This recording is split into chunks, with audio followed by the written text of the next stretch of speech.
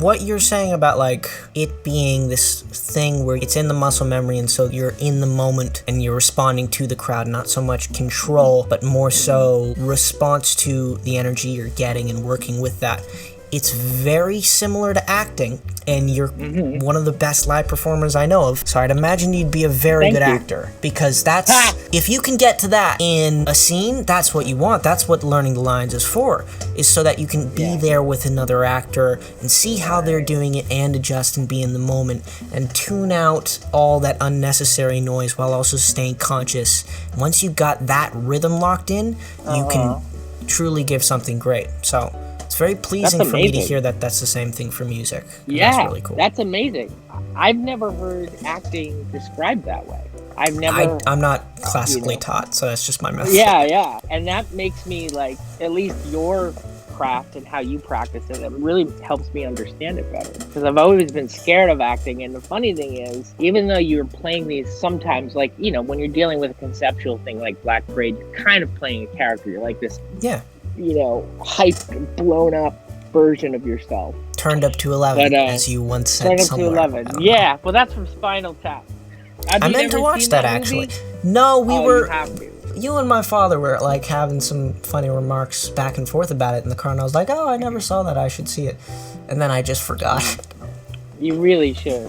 Yeah, you really should watch it. All right, I'll check it out. It's a musical comedy, right? It's about like 70s rock bands. Yeah, it's like a mockumentary. People, I think when it came out, people didn't know it wasn't a real band. It was done so well that it's about this British band who used to be like really big. We're still kind of active though, but they're starting to slowly kind of watch the audience disappear, and they hit some hard times. But it's an amazing film. Yeah, I think you'll really enjoy it. You just have to experience it. It's a very unique thing, and cool.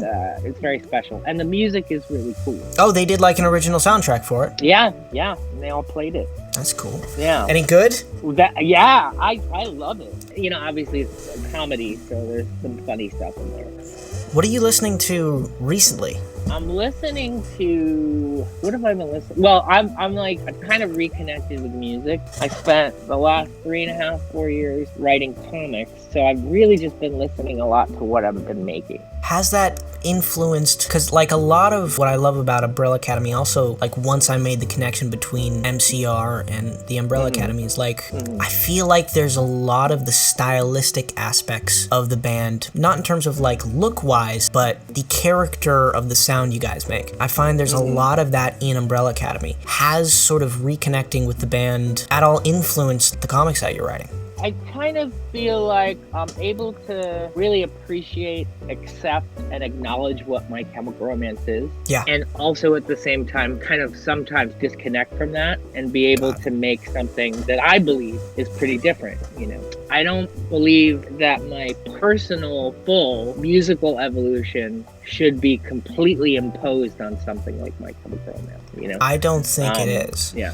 I'm saying I see things visually. It's sort of what you're talking about with the guitar tone in Sleep, where it's just the furthest, sort of sharpest version of something. Because a lot of time I think in terms of like how much clarity and sharpness things have, and your comics definitely stuck out like that. And it's the same with MCR. But I don't think one is because of the other. I understand you're using different elements of yourself creatively.